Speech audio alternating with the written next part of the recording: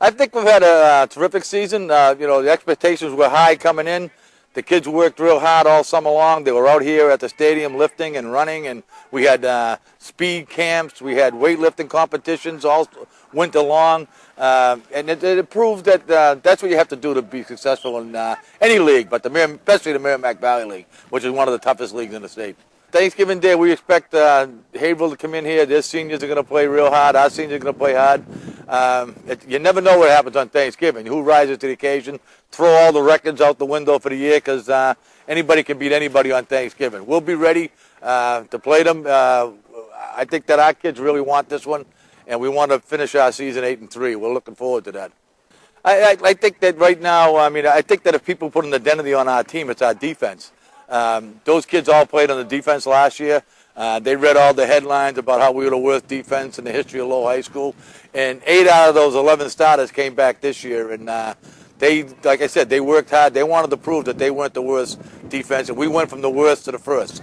So I think that those defensive kids are the guys that we're looking at. The Chris Cowries, Brian Smith, Julian Scott, Stanley Nunya, and Kevin Kuchar, our nose tackle, man. That guy's he's finally playing the best football I've ever seen him play. So him and Greg Stem, Rakoy at defensive end with Brett Noonan. And I know I'm going to leave guys out. I hate to leave guys out. Anthony Gentles, who's my other coach? Melvin Ma. Those guys are all playing great football. And I think that when they come out here, they want to shut everybody out. They don't like giving up points. From my player days, I remember playing Lawrence here. Every time you played Lawrence, it was a real fight.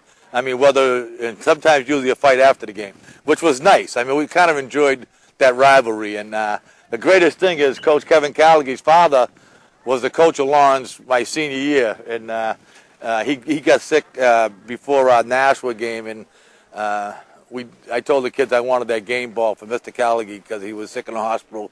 Had a cancer, and we gave him that game ball. That game ball is still sitting over here. I swear to God, it's because his father don't want a ball from Lowell. So that's the kind of rivalry he had with Lawrence. And I remember, our game, we went undefeated. It was the final game. How great that was. And I also remember one of the greatest games I was involved in as a coach.